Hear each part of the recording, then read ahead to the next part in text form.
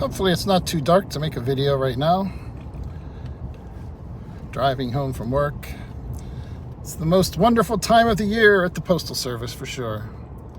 Get to go out, finish work in the dark, which is not my favorite thing. But we'll see how this comes out.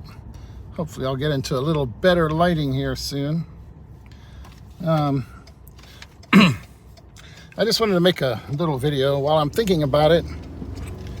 About something I saw this morning, some comments on a video on YouTube.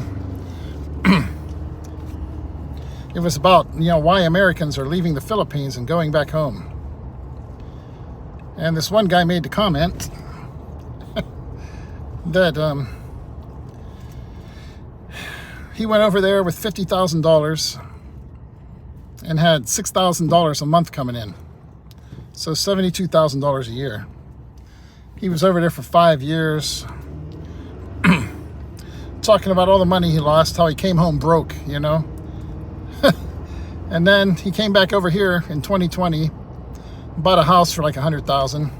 Not sure how he did that when he was broke, unless he was, not really broke. Unless he put zero down and paid really high interest loan. And then he sold it 4 years later, made $100,000 on it. But man, I couldn't help thinking, $6,000 a month.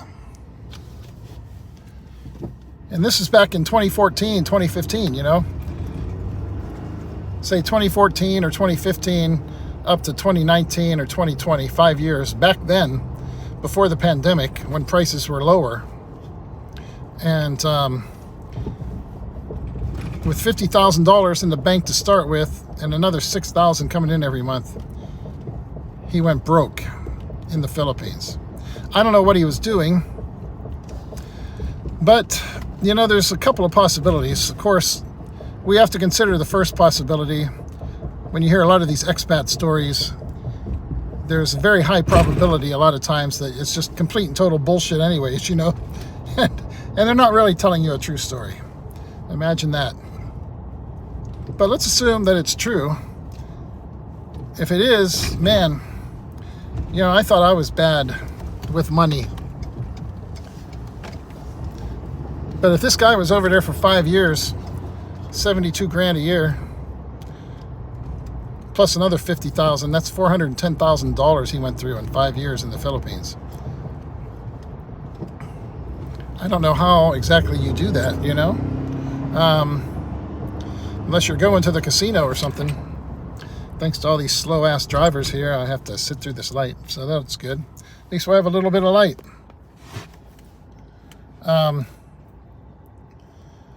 But man, you figure, say $72,000 a year, $6,000 a month, Figure, let's say they take $12,000 out in taxes and leave you with $60,000 instead of $72,000. That's $5,000 a month after taxes. So, figure you're in Makati or BGC somewhere, renting one of the nicest condos in the country for like $1,000 a month. I'm talking like a split level, multi-level condo with some of the very best views in the city. And for $1,000, let's say. Say you spend another $2,000 a month on food and entertainment. That's almost $70 a day. That leaves you $2,000 a month you could save, okay? Let's assume you're just going totally crazy and you're spending $100 a day, $3,000 a month on food and entertainment, transportation, and $1,000 renting one of the greatest condos in the country. That still leaves you $1,000 a month you can save.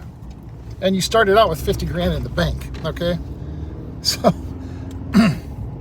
I mean, easily, if you've got $6,000 a month coming in and you're living in the Philippines, unless you are just wildly blowing it on the stupidest shit you can every single day, you should easily be able to save $2,000 a month, you know? So actually in 4 years, he could have saved 100 grand. If he was over there 5 years, he easily should have been able to save $20,000 a year. That would have been 100 grand. Tack that on to the 50,000 he started with. That's 150 grand. And that's spending a ton of money in a really nice, expensive part of the Philippines. And somehow we're supposed to think he came home broke, you know? I mean, I'm not sure exactly what the guy's point he was trying to make with this stuff is.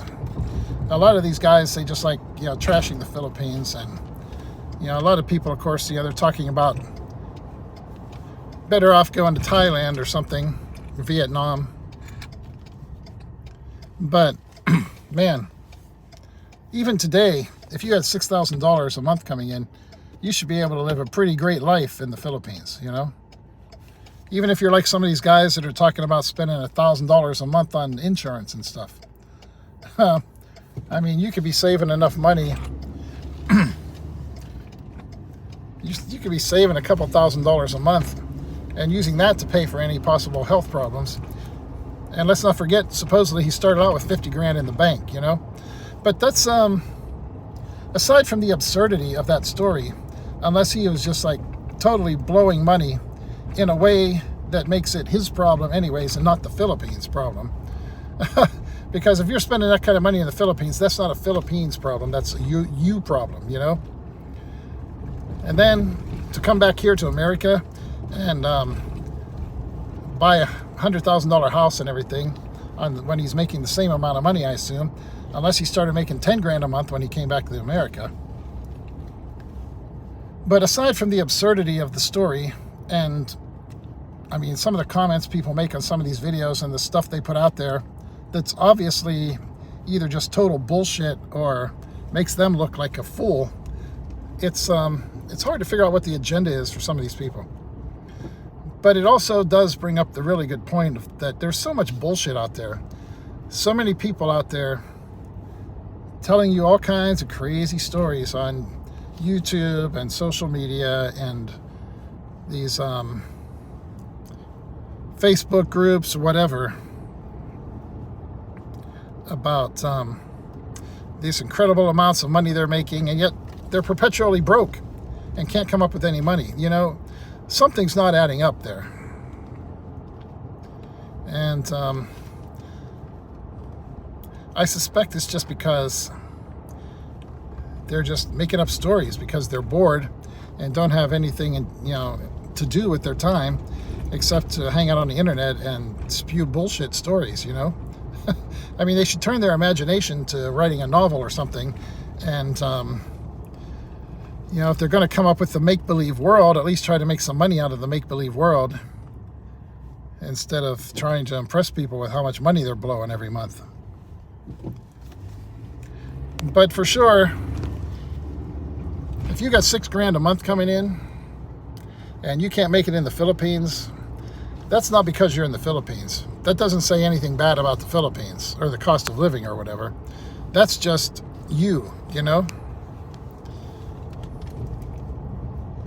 Because you have to be going to the casino and blowing money or drinking nonstop every day in the most expensive places in the country to go through that kind of money, you know? Like I say, I mean, man, I thought I was bad with blowing money. But man, if I had 6 grand a month coming in and I was living in the Philippines, I'd be saving at least a couple $1,000s a month. You know, I might be buying a brand new Paul Reed Smith custom shop guitar every year. Man, this is my day to get behind the slow people. I don't know. I sometimes wish that my life was like this, where I had nothing to do and nowhere to go, that I could cruise around 10 miles an hour under the speed limit and just fuck with the people behind me. Maybe someday when I'm retired in the Philippines. But the thing is, in the Philippines, they won't just sit behind you. They'll just like zip by you in the middle of the lane. Anyways, now I'm back in the dark. Can't get out of it following this guy. But that's the kind of crazy stories you hear from people, man. I don't know. Curious what you guys think. If $6,000 a month is enough.